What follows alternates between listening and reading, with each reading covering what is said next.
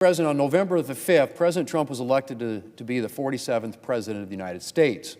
By Thanksgiving, he'd announced all of his cabinet secretaries and several other senior roles in his new administration.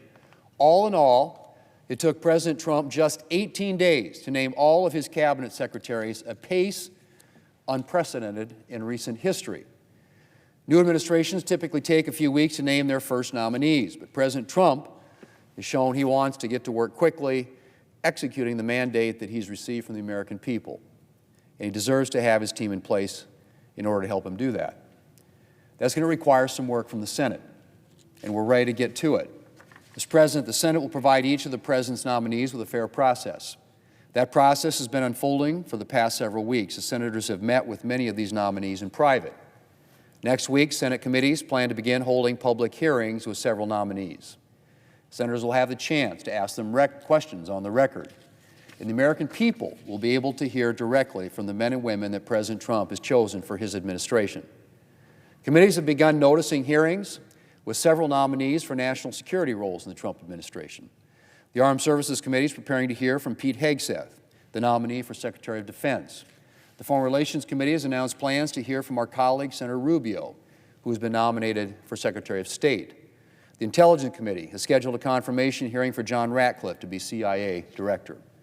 And the Homeland Security and Governmental Affairs Committee plans to hold a hearing with Governor Kristi Noem, nominated for Secretary of Homeland Security.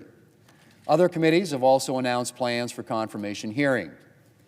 The Veterans Affairs Committee for Doug Collins, nominee for VA Secretary. The Homeland Security and Governmental Affairs Committee for Russell Vought, nominated to return as OMB Director. The Energy Committee for Governor Doug Burgum to be Interior Secretary and Chris Wright to be Energy Secretary. The Judiciary Committee for Pam Bondi, nominated for Attorney General. And the Commerce Committee for Sean Duffy, nominee for Secretary of Transportation. And Mr. President, that's just the start. Our goal is to keep up a steady pace of progress in the coming weeks. In 2009, President Obama had 12 cabinet secretaries in place within 15 days of taking office.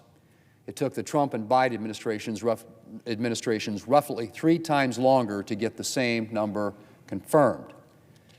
Mr. President, we need to get back to the Obama standard, and we're going to need Democrats to cooperate in order to do that.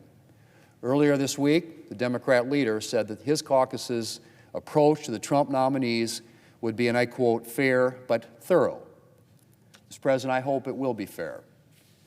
And we'll be ready to proceed whether or not Democrats choose to cooperate. Mr. President, President Trump has chosen his team. We have a job to do to ensure that each member of that team gets a fair process here in the United States Senate, and that's what we're going to do. And I look forward to the committees getting to work. Mr. President, I yield the floor.